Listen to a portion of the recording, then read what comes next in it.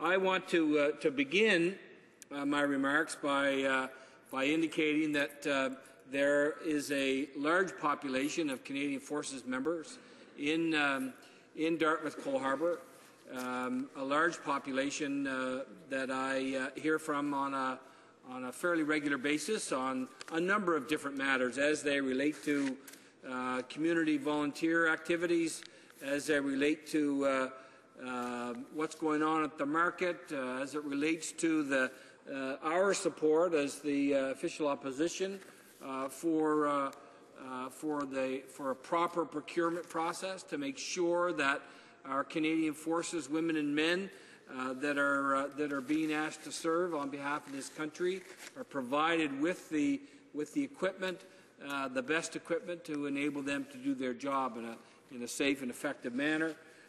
And we also are there standing with our Canadian Forces women and men and their families as it relates to the government supporting those members who return from active duty from various spots around the world, because it's certainly my commitment and the commitment of this party, Mr. Speaker, that if we're going to ask our women and men, our brothers and sisters, our fathers and mothers, our uncles and cousins and community colleagues, if we're going to ask them to risk their life and limb, that the least we can do is ensure that when they do return, and if they don't return, that they and their families, when they return to this country, are properly cared for. And that's certainly my commitment to the people of Dartmouth Coal Harbour, and I know that that's a feeling shared by my colleagues in the official opposition. I think it would be fair to say that most Canadians only have a glimpse of the nature of justice in the Canadian Forces, and I frankly think that Canadians would be shocked to learn that people who bravely serve our country can get a criminal record from a system that lacks due process, usually required in civilian criminal courts. We know that in those systems that there's an incredible need and requirement within the armed forces for a strong disciplinary system. But we also need to recognize that the women and men who work for, who serve for this country should be at the very least subject to the same rights and benefits under the Charter of Rights and Freedoms as are we, as are regular citizens, regular civilians, Mr. Speaker, and that's simply not the case as it relates to issues like summary conviction and the grievance procedure. And I'll talk a bit about the concerns we have with respect to those systems. This bill, Bill C-15, is, as has been described, the latest iteration as a result of a report recommendation from an internal review of the National Defence Act in 2003 by Right Honourable Antonio Lamer, former Chief Justice of the Supreme Court. 88 recommendations were contained in that report as it related to military justice and the Military Police Complaints Commission, the grievance process, and the Provost Marshal. Mr. Speaker, it's important to recognize that Bill C-15 is the latest response to these recommendations, and thus far only 28 recommendations have been implemented in legislation, regulations, or via change in practice. And again, has been said, and I think it needs to be underlined, we are standing in our place here today, and as we have in debate on this bill, and as our critic and deputy critic have said so well, we feel that it's important that we do better, that we can do more, that even in previous parliaments more has been done, that the recommendations of the Defense Committee. All parties represented on the Defense Committee worked very hard on the recommendations coming out of the Lammer report and Lammer inquiry, and there were a number of changes that were passed in those previous parliaments. But unfortunately, those changes, those amendments to the National Defence Act did not find their way into Bill C-15. And frankly, it's I find that it's almost a sign of disrespect for the hard work of those members of the Defence Committee not to move forward. If it was as important as some government members have suggested when they stood to their feet in this debate, that this is incredibly important and it needs to go through immediately, and why are we holding it up? Well, why didn't they bring this bill in forthwith when this new Parliament began? And why didn't they bring in the same bill that was accepted by all members of this House, but was lost on the order paper when the government decided to go to an election last year? If it was so important, why didn't? And we believe it is, but why didn't they bring forward the bill that we had all agreed on? And undoubtedly, Mr. Speaker, that bill would then find its way through committee and by now be passed into law. But you know, that's an indication of how big a hurry this government it is. They tabled Bill C-15. What was it, in October of last year? And it just doesn't seem to be a priority because it has not gotten the kind of attention, frankly, that it deserves. There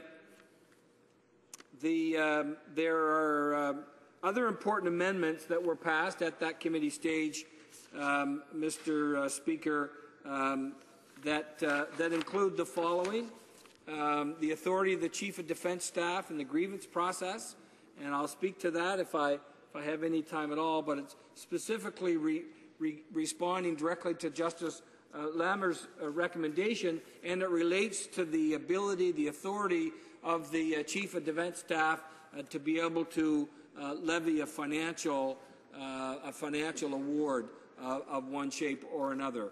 That does not exist now, and it was recommended that needed to be done. Changes to the composition of the Grievance Committee to include 60% civilian membership.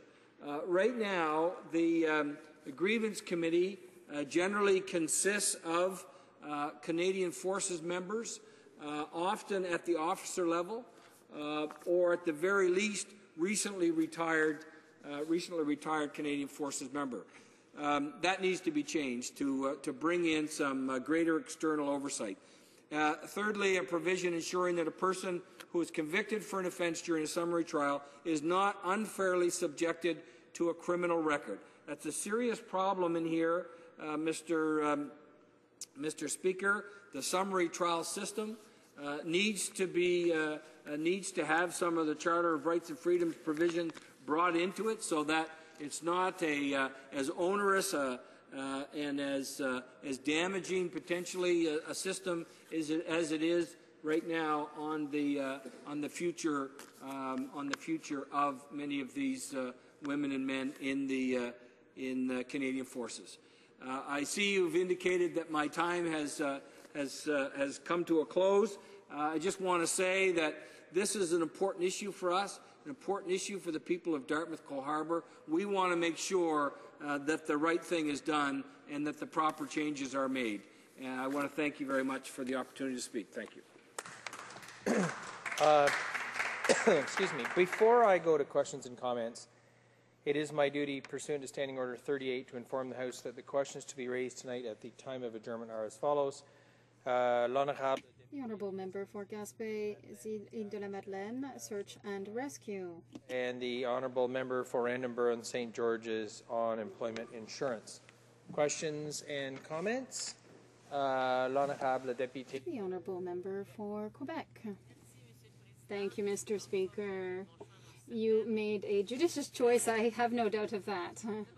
First of all, I would like to thank my honorable colleague for his extremely interesting speech. I think he was able to really highlight our concerns with regard to this bill C-15 on military justice.